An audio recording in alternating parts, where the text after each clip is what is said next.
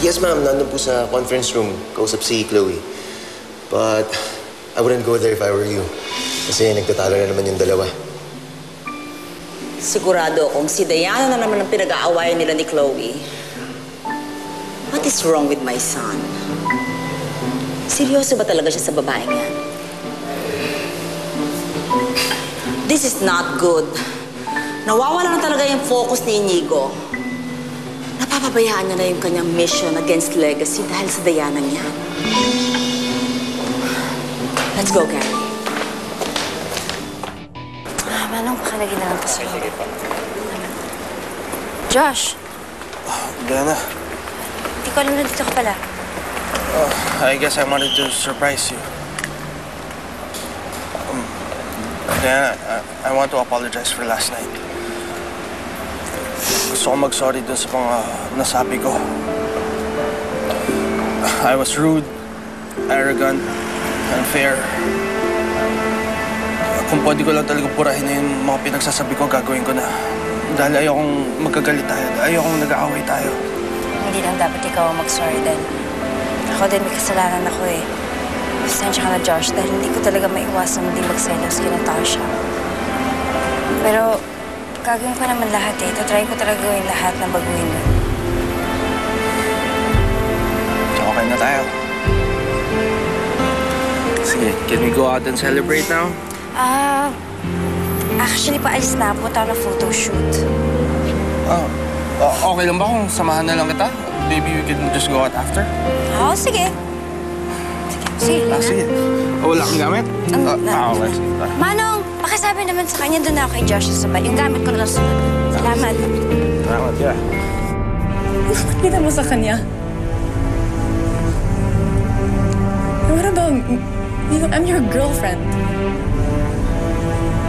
You know, Chloe, now that you know the truth, let's just cut to the chase. Maghiwalay na lang kaya tayo. Tapos na. No, you're not breaking up with, I'm not letting you break up with me. I'm sorry, tapos na. It's done. Ayoko na. It's not working.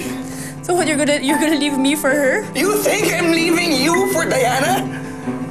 Chloe, I'm leaving you because I was never in love with you. And I'm sick and tired of pretending.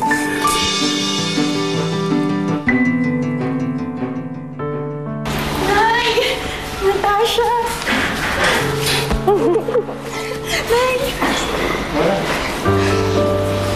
Salamat, hindi niyo ako inayaang magtagal sa kulungan. Ayoko na talaga bumalik dun. Kaya ikaw magpakabait ka na para hindi ka malagay sa alanganin, ha? Salamat talaga. Nung sinabi mo sa akin na tutulungan mo ako para makalabas dito, doon ako nabuhayan ng loob eh. Kasi alam ko tutuparin mo yon. Nagkapalit naman tayo ng sitwasyon. Alam ko gagawin mo rin to para sa akin.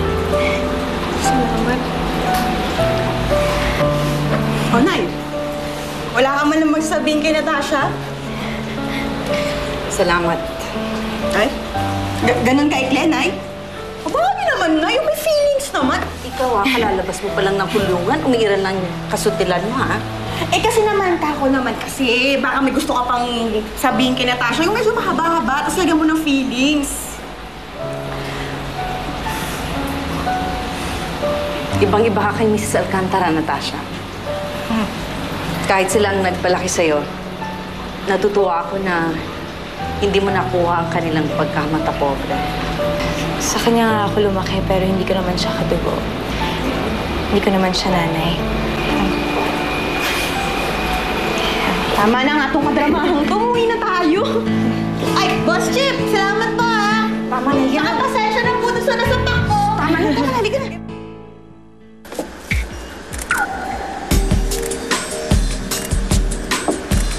This is not good.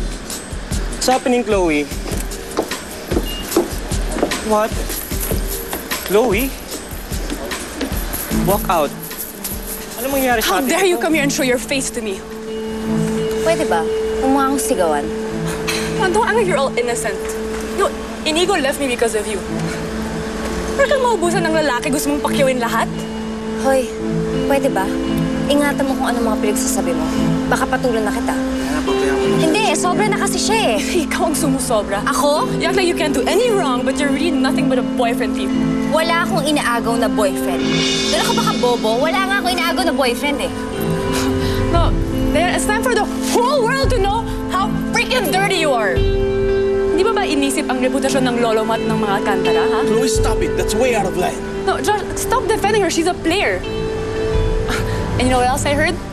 May pinagmanahan daw si Diana dahil ninagaw ng nanay niya ang tatay ni Nat... Sobra ka na! Diana! Ha? Sobra ka na! Kayo yan! Ano yan? Awag mo sila!